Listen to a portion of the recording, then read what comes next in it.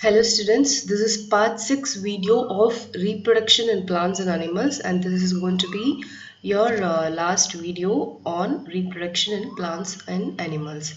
So let's get into the lesson. WHO means World Health Organization. World Health Organization defines reproductive health as the total well-being in all aspects of reproduction, ability to reproduce and regulate fertility, women's ability to undergo pregnancy and safe childbirth, maternal and infant survival and well-being. So WHO is the World Health Organization. They have devised certain parameters for reproductive health. Those include ability to reproduce and regulate fertility. Fertility means ability to reproduce. That is called your fertility. Regulate your fertility means everybody should be in a position to give birth to young ones. That is regulating fertility. Women's ability to undergo pregnancy and safe childbirth. Maternal and infant survival and well-being. Maternal means mother.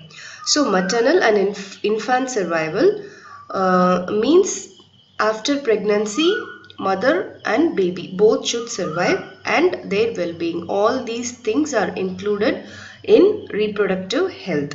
So our country also has undertaken several measures to promote this reproductive health.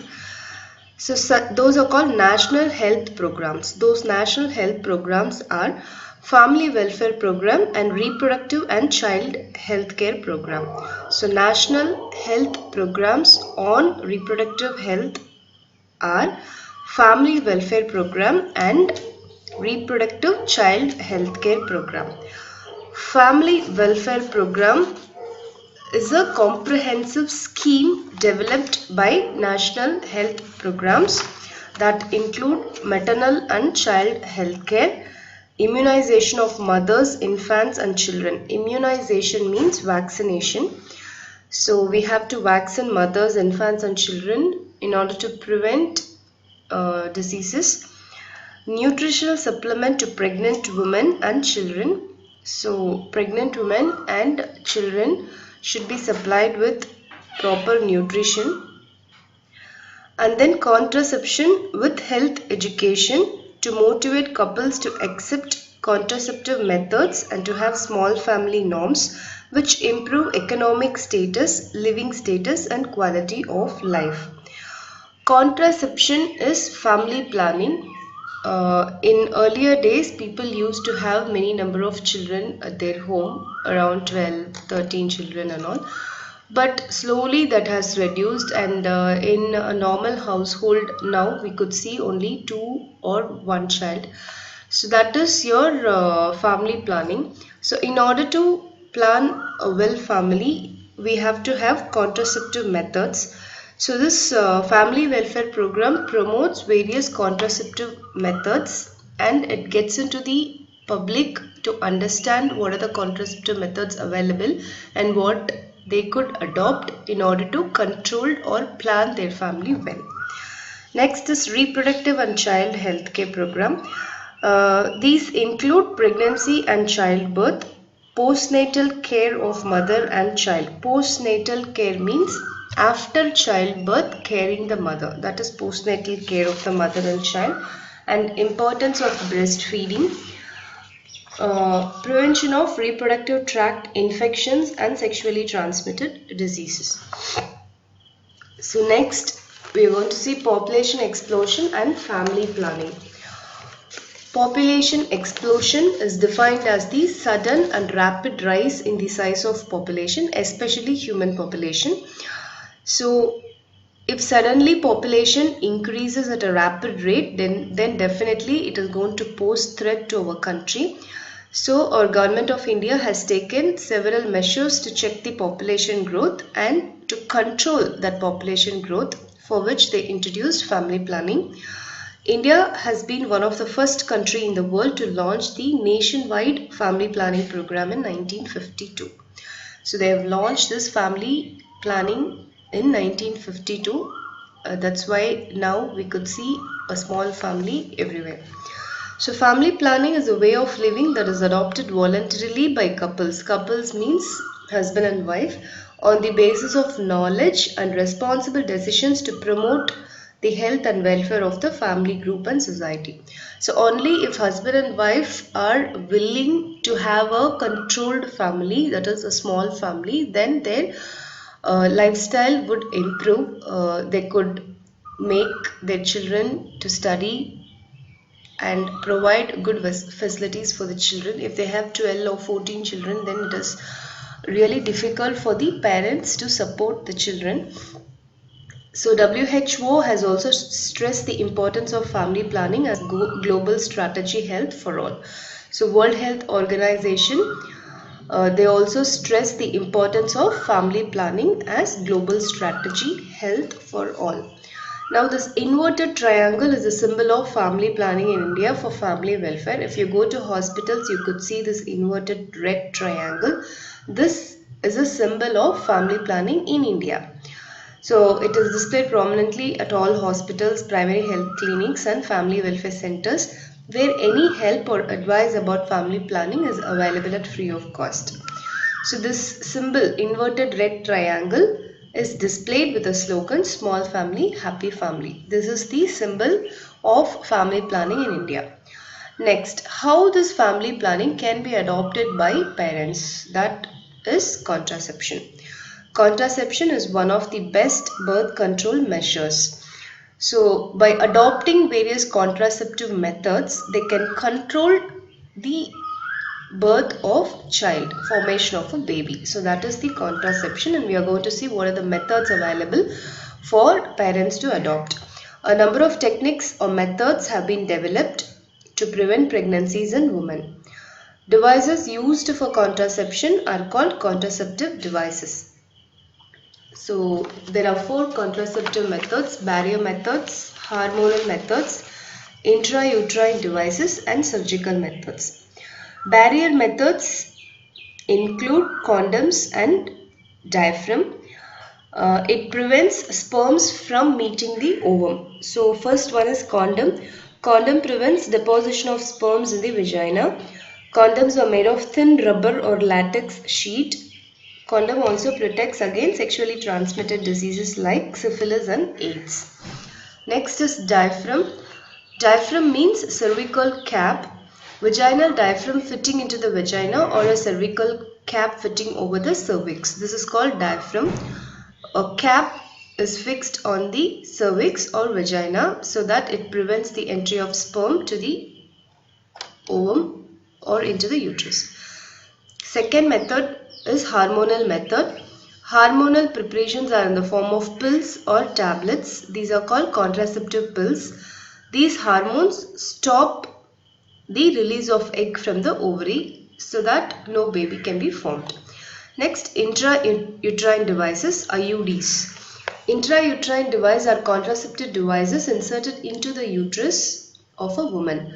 There are 2 synthetic devices commonly used in India. They are Libbey's loop and copper T, made of copper and plastic. So these will be inserted into the uterus of a woman, and this prevents the sperm fertilizing capacity of the ovum. This will be there inside the woman for 3 years. This also helps to give adequate time interval between pregnancies. Next is surgical methods. Surgical contraception are terminal methods to prevent any pregnancy. This is a terminal method. Like we have seen all the other 3 methods, these are temporary methods, but whether surgical method is the terminal, that is the end.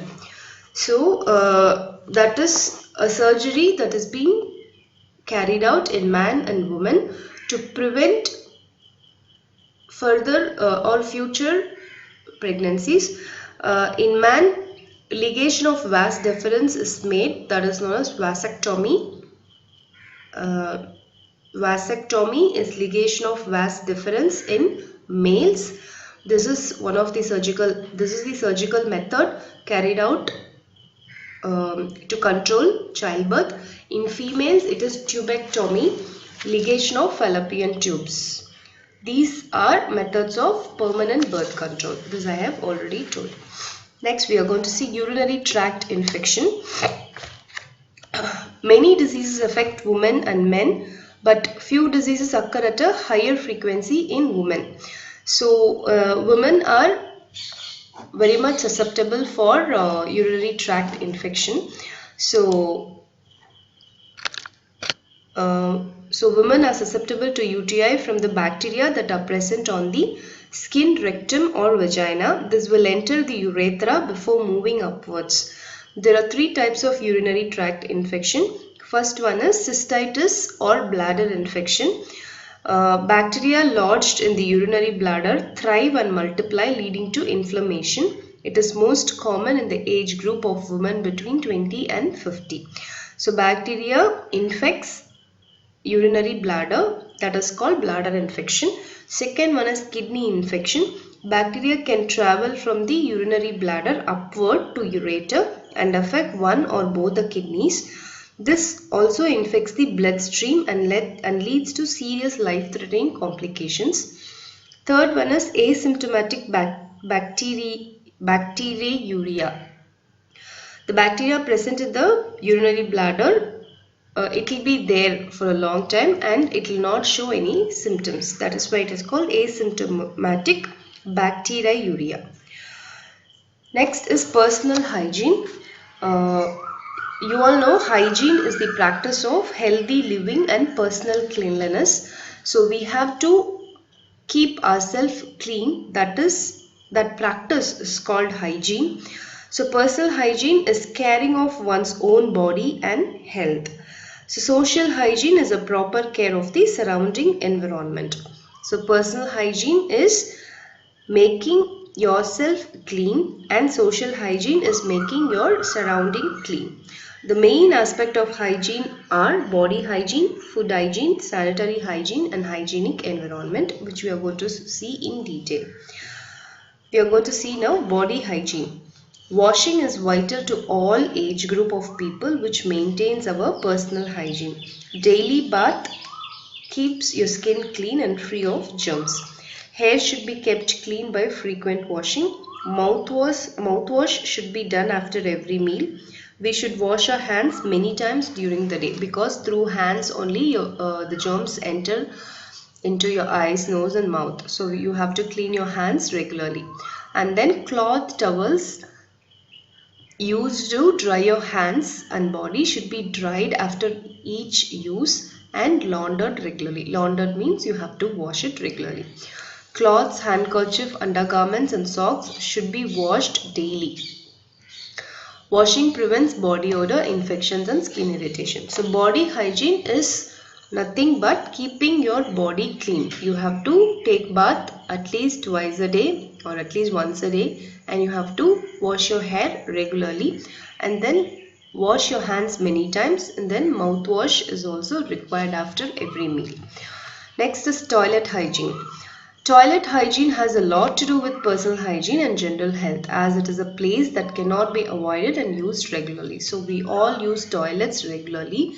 So only if you keep your toilet clean, then you can avoid spreading of germs from toilet. So parents should guide and practice their children on how to use toilets at home, schools and other public places, so that they can protect the children from contracting any contagious infections and diseases spread through toilets. Following measures can ensure toilet hygiene. Floors of the toilet should be maintained clean and dry. This helps to reduce bad odor and also infection. If water stagnates, definitely germs are going to survive in the stagnated water inside the toilet. So floor of the toilet should be maintained clean and dry. Toilet flush handles, doorknobs, faucets, paper towel dispensers, light switches and walls should be cleaned with disinfectants to kill harmful germs and bacteria. So in toilet, water and all are there. Doorknobs, faucets, paper towel dispensers, light switches, everywhere you have to clean with disinfectant in order to avoid these germs and bacteria. Hands should be washed thoroughly with soap before and after toilet use. So every time you use your toilet, you have to clean your hands thoroughly with soap.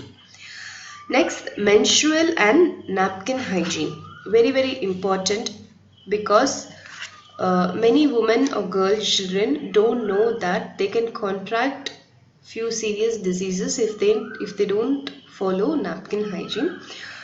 Now we'll see this. Women's health depend upon the level of cleanliness to keep them free from skin and genitourinary tract infection. So first among that is menstrual hygiene. Maintaining menstrual hygiene is important for overall health of women. Basic menstrual hygiene are: sanitary pads should be changed regularly to avoid infections due to microbes from vagina and sweat from genitals. So many people use one sanitary napkin for one whole day. That should not be there. You have to change your pads regularly in order to avoid infections. Use of warm water to clean genitals helps to get rid of menstrual cramps. Wearing loose clothing rather than tight-fitting clothes will ensure the airflow around the genitals and prevent sweating. So don't wear tight clothes, tight undergarments and tight underpants. If you wear a loose underpant, then it will allow the airflow around the genitals and prevent sweating. Napkin hygiene. Parents and teachers are to create awareness among the school girls about use of napkins and their proper disposal. Girls should be educated in the following ways. Sanitary pad and tampons used should be wrapped properly and discarded because they can spread infections. If you throw your napkin just like that outside, it will spread infections. So you have to wrap it in the paper and then properly disposed in the dustbin. Sanitary pad or tampon should not be flushed down the toilet. This is very, very important and mistake made by many number of girls and women. You should not flush sanitary pad or tampon inside the toilet. Napkin incinerators are to be used properly for disposal of used napkins. Many places we have napkin incinerators. There you have to put the used napkin and it will dispose of the used napkin. That should be used properly. Now, menstrual hygiene scheme to provide subsidized sanitary napkins was launched by Health Ministry in 2011. So, in 2011, they launched a scheme called Menstrual Hygiene Scheme to provide subsidized sanitary napkins for everybody, for people. In Tamil Nadu, UNICEF has developed an affordable incinerator that uses firewood to handle sanitary napkin waste at schools, and special wells are equipped where sanitary napkins are composted. Now, the sanitary napkin disposal is a serious threat to our society because it is not biodegradable. So nowadays, napkin incinerators are installed in schools and public places where they firewood are used to completely compost this sanitary napkins. So this is the end of your reproduction in plants and animals. This chapter is very, very important chapter. Many questions are being asked from this chapter. Very easy chapter also. So read through your reader and you have to completely read your book from page 1 to last page. Then only you can answer the questions that is being asked from inside. Remember, in any exam you will be asked questions from inside. Don't only study the questions which are given in the textbook evaluation. If you only go through the textbook evaluation questions, then definitely you are going to miss your marks, because in many occasions questions are being asked from inside the lesson. So you have to read the lesson from page 1 to last page. This is very, very important to score good marks, to score even pass mark. So go through your lesson. If you have any doubts, please feel free to contact me. Thank you.